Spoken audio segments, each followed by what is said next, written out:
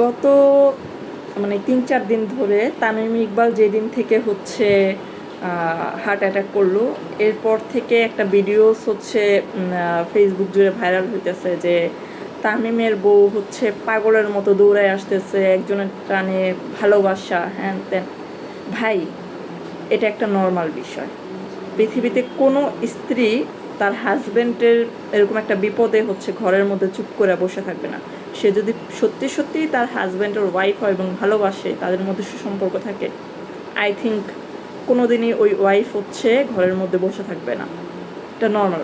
এতটা লাইমলাইটের কি আছে? আপনারা কি কখনো কেউ দেখছেন যে নর্মাল অন্য সব স্ত্রী, আমি আমার জীবনে এরকম অনেক স্ত্রী দেখেছি এবং আমার আত্মীয়র মধ্যেও দেখেছি, এর চেয়ে বেশি করতে দেখেছি।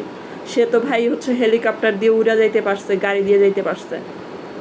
আমি এর চেয়েও খারাপ অবস্থায় মানুষকে তার হাজব্যান্ডের জন্য করতে দেখছি, এর চেয়ে খারাপ অবস্থায় হাজব্যান্ডের পাশে থাকতে দেখছি।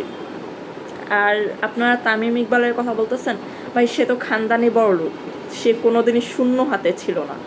সে যদি ক্রিকেট ওয়ার্ল্ডে হচ্ছে তার মানে ফেমাসিটি নাও অর্জন করতো, তবুও সে কিন্তু যথেষ্ট টাকার মালিক ছিল তার পারিবারিক দিক থেকে, পারিবারিক সূত্রে। সো শূন্য পকেটে থাকা কাকে বলে সেটা আসলে ব্যাখ্যাটা জানা দরকার। হ্যাঁ, তার এই ফেমাসিটিটা ছিল না যখন তাদের রিলেশন হয়েছে, বাট বিয়েটা কিন্তু ফেমাস হওয়ার পরেই হয়েছে।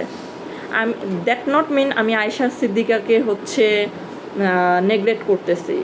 সে যথেষ্ট ভালো একজন মানুষ, তার হাজব্যান্ডকে সে অনেক ভালোবাসে, it's true. But that not mean আপনি পৃথিবীর সকল স্ত্রীকে হচ্ছে ছোট করে দেখাবেন, ঠিক আছে? ভাই, ওনারা তারকা মানুষ, ওনাদের হচ্ছে ওনারা লাইমলাইটে থাকে সারাক্ষণ। সো লাইমলাইটের কারণে ওনাদের পিছনে সারাক্ষণ ক্যামেরা ঘুরতে থাকে। পৃথিবীর অন্য অন্য স্ত্রীদের পাশে কোনো ক্যামেরা ঘোরে না, তাই আপনারা জানেন না।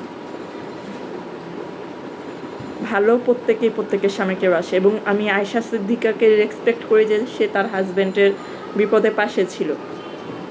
কিন্তু একজন স্ত্রীকে উঠাইতে যায় আপনারা পৃথিবীর প্রত্যেকটা স্ত্রীকে হচ্ছে পিছায় দিয়ে না। আর এটা কোনো নিউজ করার মতো খবর না রে ভাই। বর্তমানে তামিমের কী অবস্থা ছিল বা তামিমের আপডেট ওইটা জানাইতে পারেন। তার ওয়াইফ কীভাবে দৌড়াইতেছে, তার ওয়াইফ কী করতেছে, সেটাই যদি আপনারা জানান, তাহলে তো আপনাদের নিউজটা ভাই অন্যরকম হয়ে যায়। আমরা কি তামিমের আপডেট জানতে চাইতেছি না তামিমের স্ত্রীর আপডেট জানতে চাইতেছি, সেটা বুঝতেছি না। তামিমের স্ত্রীকে নিয়ে বর্তমানে নিউজ করার কিছু নেই, নিউজটা আসলে তামিমকে নিয়ে করার ছিল।